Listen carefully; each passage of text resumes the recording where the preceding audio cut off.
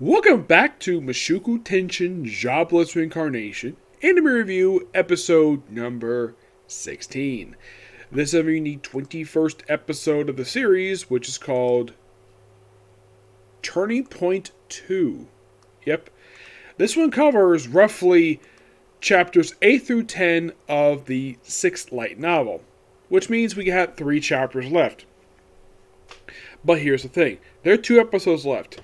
I'm really kind of hoping they don't, wrap up the whole book next week. That'd be kind of dumb, to say the least. Yeah. If I would take a guess how much they'll cover for next week, I'm hoping they cover only 2 chapters. And if they want to cover one of the extra stuff, that's perfectly fine. I've got no problem with that at all, because aside from the 3 chapters, what else is there to adapt from book 6? Well, there's an interlude and an extra chapter. And that's it. Yeah, that's pretty much it. Yeah, I'd say that probably that 11 and 12 probably adapted for next week, and 13 probably adapted for the final episode of the season. Yep.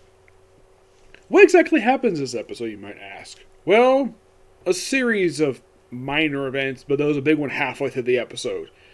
Okay, we first start out with basically Dead End, where they are, doing a lot of walking. There's a lot of montage of them walking.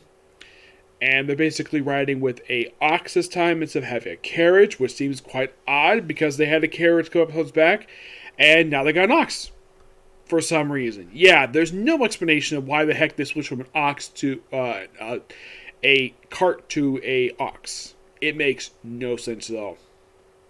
Oh, by the way, that the ox is basically jumps off the side of a mountain.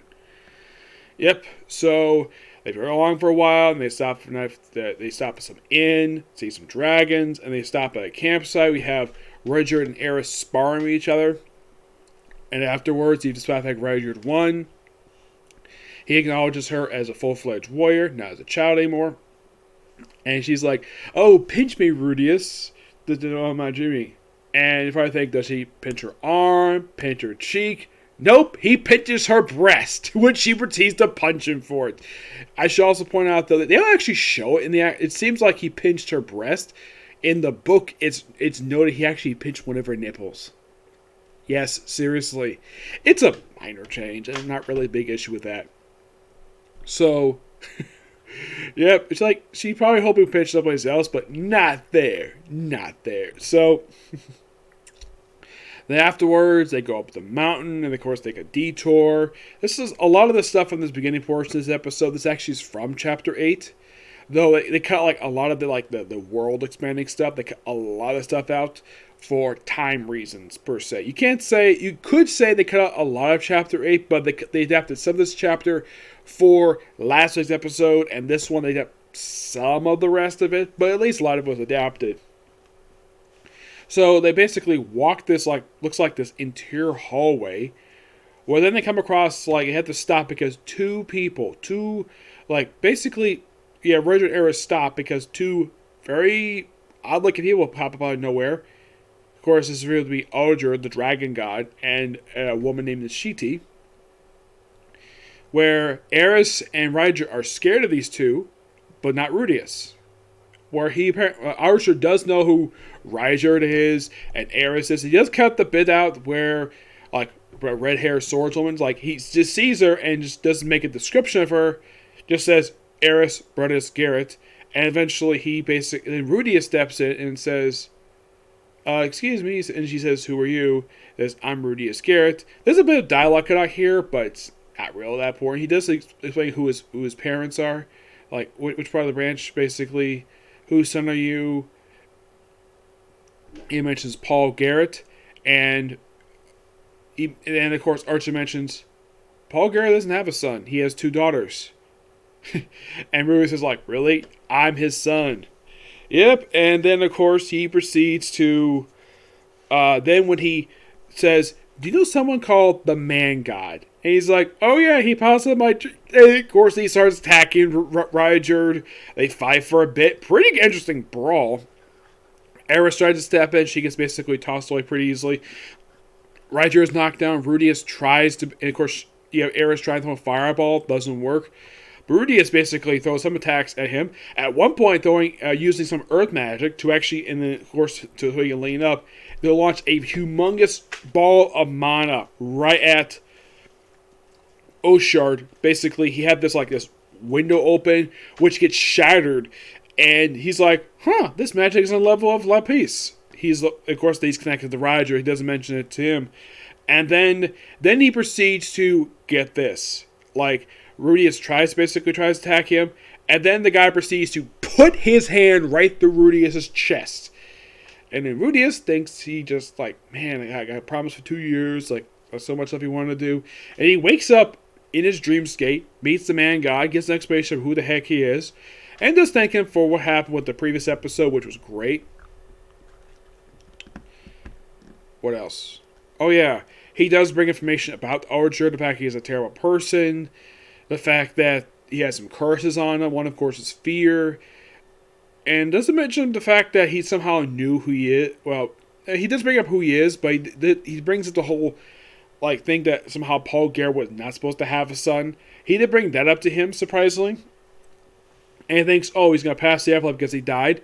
And it turns out, okay, before he died, we had Nashi says, wait. And they cut a little bit of dialogue after they cut one line of dialogue, which I thought that was just kind of weird.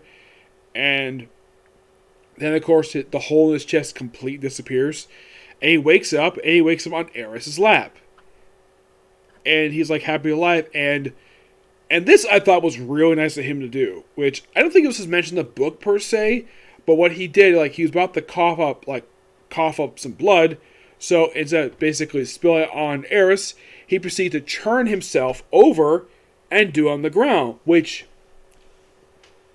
I at least gotta say, that is really polite of him to do. Yeah, it's really just disgusting seeing him do this, but he had to, because that was basically, he was going to cough up anyways. So, he was just being polite, not just putting on Eris and her nice outfit she's wearing. And, of course, he hugs her, and of course, normally she would punch him, basically, for daring to touch her the way he is doing, but it's just basically a sign of affection. She's going to punch him, but she's just politely boss him ahead. And, of course, she's very happy to see him.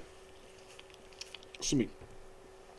Now, a lot of this later portion of the episode is from Chapter 10, and they keep a lot in, shockingly. I would say, maybe they cut a few lines Chapter 10, but surprisingly, 10 is probably by far the most accurate chapter they've adapted for this episode. Yeah, 9, they kept pretty much a lot of it in, too, but I definitely gotta say that what they did for this episode was actually really good. They kept a lot in, which is better than some episodes I've done, where they cut huge chunks out a lot of the time. But not the case. It was kind of like that for the last couple episodes. This one, basically, the pacing was a lot better. I think some of the stuff cut basically made sense. John progressed story forward. And, of course, well, then they decided to what to do next, and that's the episode. I gotta admit, this was a really good episode, and we're getting close to the very end. Now, I read on the Wiki site. I don't know if this is confirmed here or not, if in fact this is supposed to be 12 episodes. If it is 12 episodes, that means we have 2 more episodes left, because next episode is called Reality. There is an actual chapter with the same name too. Yes, it is actually chapter 12. So, of course, there's a mention here about, well, you have Eris when she basically is collapsing due to all the wounds she is. She basically says her parents, her grandfather, Gilthar, which she will reunite with her by the end of the book, by the way, and that's kind of a spoiler, but she will, but I won't explain exactly what happens by the end of the book.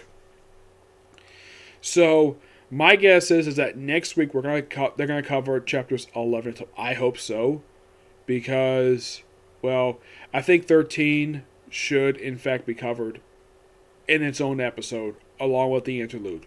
And they should keep a lot of what happens in chapter 13 in. It needs to be its own episode. It can't be shoved into next week's episode. It has to be its own thing. But we'll find out exactly next week, per se, on what this episode would entail. Now, you're probably curious, though, why didn't they cover history? Because it got late. And because also, I was watching the dub for the new dub episodes released for One Piece. I have not heard anything yet, if in fact, when the next set of episodes are going to come out. My guess is probably by the end of the month again.